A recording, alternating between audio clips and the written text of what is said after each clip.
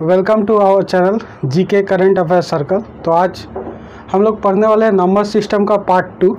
पिछले क्लास में हम लोग पढ़े थे नंबर सिस्टम में, जिसमें भाज्य, भाजक, भागफल और शेष किस तरह से हम लोग उस सवाल को सॉल्व करते हैं वो देखे थे।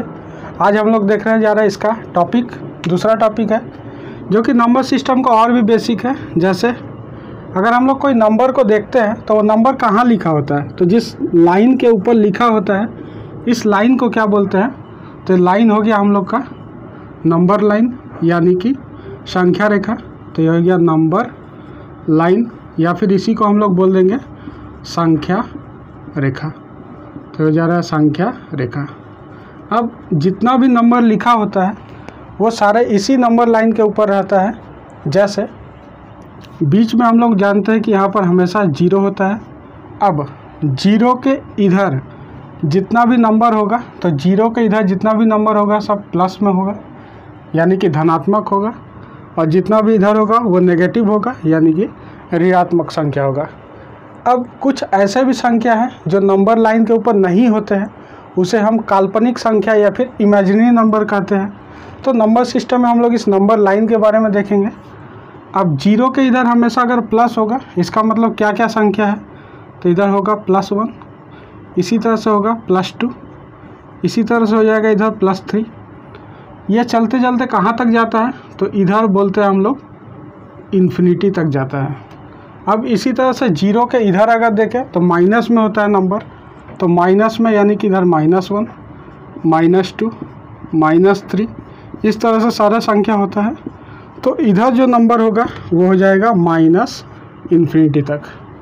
अब इस संख्या में अगर हम लोग देखें कि 1 से लेकर के जो संख्या होता है इस संख्या को क्या बोलते हैं, तो 1 से लेकर के जो संख्या होगा इधर इन्फिनिटी तक हम लोग का 1, 2, 3 ये सारे जो नंबर हैं इसको बोलते हैं हम लोग नेचुरल नंबर या फिर प्राकृतिक संख्या।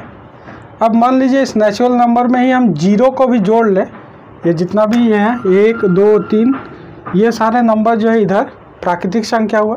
प्राकृतिक संख्या में अगर जीरो भी ले लें हम लोग, तो जब जो नंबर बनेगा उसको बोलेंगे हम लोग होल नंबर या फिर पूर्ण संख्या। अब इस नंबर लाइन के ऊपर ही, इसमें संख्या रेखा के ऊपर जो ये नंबर है 1, 2, 3, ऐसा नहीं है कि ये सिर्फ इतना ही नंबर होता है, इस 1 और 2 के बीच में भी नंबर होता है, 1.1, 1.2, 1.3, उसके बीच में भी बहुत सारा नंबर होता है। तो ये जो अंक है 1, 2, 3, इधर -1, -2, -3, इस तरह से जो संख्या है ये सब संख्या को बोलते हैं इंटीजर।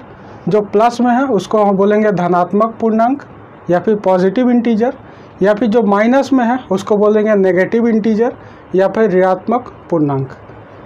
अब हम लोग देखेंगे कि इस नंबर में भी दो तरह के और नंबर होते हैं।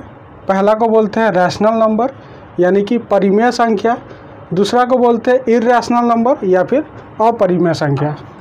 अब रैशनल नंबर क्या होता है, जिस संख्या को हम लोग p/q के फॉर्म में लिख सकते हैं, p/q के आकार में लिख लेंगे तो इसको बोल देंगे हम लोग रैशनल नंबर। इर्रेशनल किसको बोलेंगे, जिसको हम लोग p/q के फॉर्म में नहीं लिख सकते हैं उसको बोलेंगे हम लोग अपरिमेय संख्या यानी कि इर्रेशनल नंबर। तो अगर हम लोग देखें कि 1 और 2 के बीच में ऐसा कौन सा संख्या है जो परिमेय हो सकता है, तो कोई भी संख्या 1 और 2 के बीच में, मान लीजिए 1 और 2 के बीच में 1.5 होता है यानी कि 1.5। तो यहाँ पर 1.5 जो होगा इसको हम लोग कैसे लिख सकते हैं, हम लोग को पता है कि 3/2 यानी कि 1.5 होता है, 1.5 होता है। 3/2 कहाँ पर आएगा, 1.5 यानी कि 1 से बड़ा और 2 से छोटा। तो 1 और 2 के बीच में आया कितना, 3/2।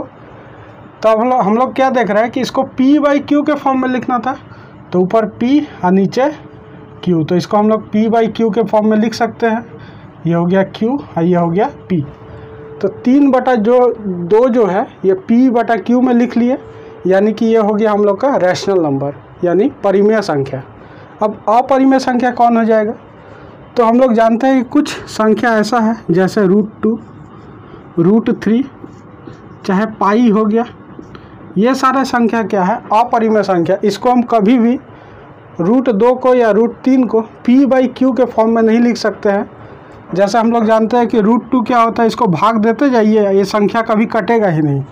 जैसे होता है ये 1.414, इस तरह से ये चलते रहता है। तो √2 का अगर हम लोग यहाँ पर लिख लें तो √2 का यहाँ पर क्या हो जाएगा 1.414। इसी तरह से √3 का होता है 1.37, इस तरह से चलते जाता है।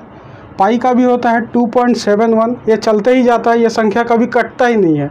तो इस संख्या को हम लोग p/q के फॉर्म में नहीं लिख सकते हैं, इसलिए हम लोग इसको बोलते हैं इर्रेशनल नंबर या फिर अपरिमेय संख्या। आशा करते हैं आपको ये सारे चीज़ें समझ में आई होगी। इससे रिलेटेड क्वेश्चन हम लोग अब नेक्स्ट वीडियो में करेंगे, तब तक आप इसको रिवाइज़ कीजिए। मिलते हैं आपसे नेक्स्ट वीडियो में।